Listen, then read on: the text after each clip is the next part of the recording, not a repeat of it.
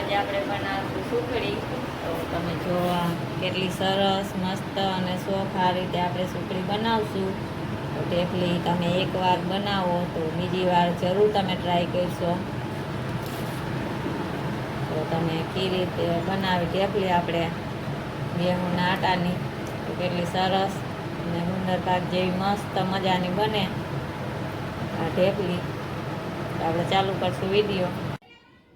આજે આવી ગયા આપણે વંશિકા રેસીપીમાં. તો આપણે બનાવીશું સુખડી ઘઉંના આટાની. આપણે ચાલુ કરીએ.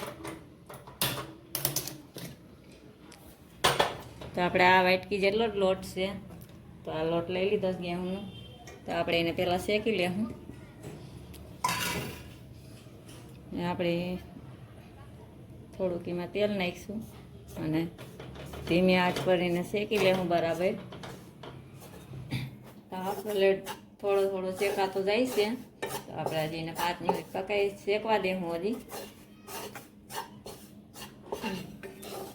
તો આપણો લોટ શેકાઈ ગયો છે. લોટનું કચ્ચા પણ રહી જાય ત્યાં લગીને જ આપણે શેકવાનો છે. તો આપણો લોટ શેકાઈ ગયો છે.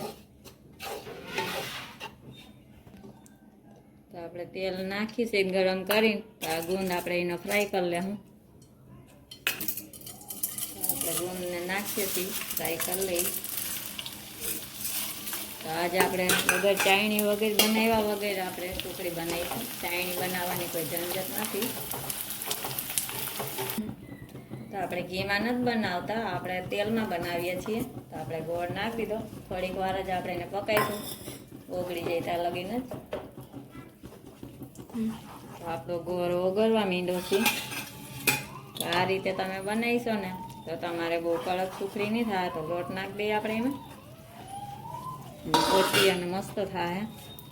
તો આપણે એમાં નાખી દઈએ ભેગો ગુંદ. તો એક રીતે તો તમે જોઈ શકો અને ગુંદ પાકે કઈ હતો. તો આપણાને કોમેન્ટ પણ એકવાર આવી હતી કે મંચુરિયન બનાવો. તો આપણે મંચુરિયન પણ બનાવીશું. અને આપણો વિડીયોને લાઈક સબસ્ક્રાઈબ શેર કરો જલ્દી. અને વિડીયો જ્યાદાથી જ્યાદા ફોલો કરજે.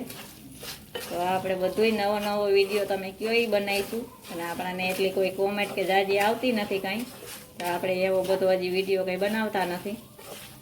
તો આપણે આ બનીને તૈયાર થઈ ગઈ છે. તો જલ્દી ફટાફટ જો કેટલી જલ્દી આપણે બનાવી લીધી. તો તમારે કઈ આમાં વાર લાગે એમ નથી બનાવવામાં. તો આપણી બનીને તૈયાર થઈ ગઈ છે સુખડી. તો ગુંદવાળી અને બહુ ફાયદેમંદ બનાવીને તમે ખાવ ગોળવાળું છોકરાઓને કરીને. તો આપણે થાળીમાં ફટાફટ નાખી દેવું.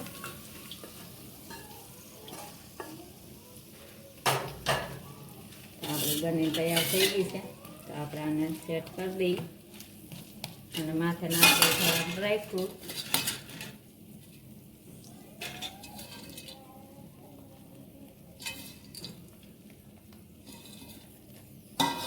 તો જોઈ શકો છો કેટલી જલ્દી આપણી સુખડી બનીને તૈયાર થઈ ગઈ છે ગુંદ નાખીને.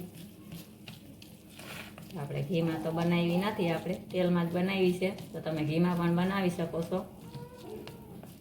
તો આને આપણે 5 મિનિટ ઠરવા દેવું અને ચેકા કરી લેવું.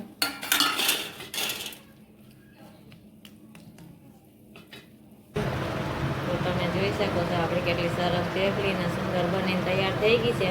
તો તમે આ રીતે ગુંદ બનાવીશો ને તોય પણ તમારું ચીપકશે નહીં. અને આમ ઢેફા જેવો ગુંદ થઈ જતો હોય તો જો આ રીતે મોકરો થઈ જાય ખરે ને તોય પણ આવી રીતે જ રહે. ઢેફા જેવો નહીં થઈ જાય. તો કેટલી મસ્ત આપણે સુખડી બની ગઈ છે. તો ફટાફટ લાઈક કોમેન્ટ સબસ્ક્રાઈબ કરી દો.